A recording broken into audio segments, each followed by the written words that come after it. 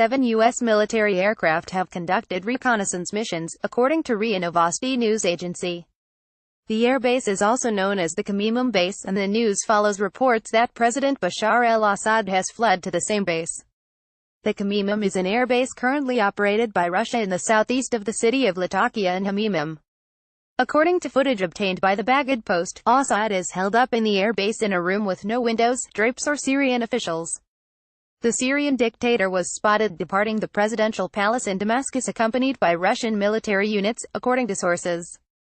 GETTYSyria News: 7 U.S. military aircraft have conducted reconnaissance missions. Analysts claim Syrian policy is currently run by the Russians and Iranians, as Assad cannot make any communication for fear of revealing his location.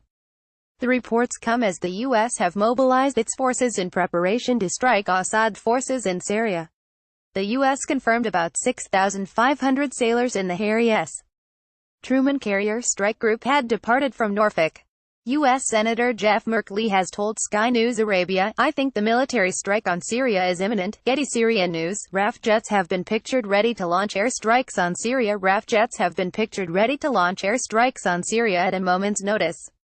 The jets will speed to Syria if Theresa May gives airstrike action the go-ahead after ministers backed her during an emergency cabinet meeting this evening. If the Prime Minister does decide to join U.S. President Donald Trump in calling for airstrike action, the jets will fly from Norfolk to the RAF base in Cyprus tonight. Mrs. May held a council of war at Downing Street today to decide the role the UK should play in any attack on the Syrian regime.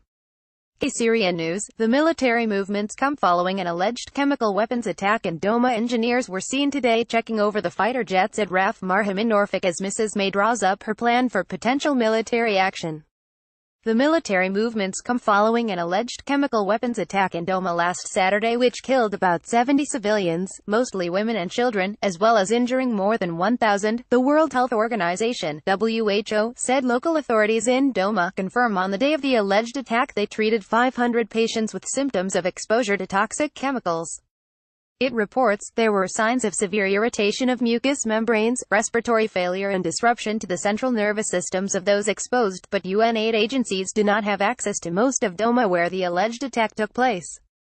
Theresa May called an emergency meeting of her war cabinet yesterday and said it was highly likely the dictator's regime was responsible for the atrocity.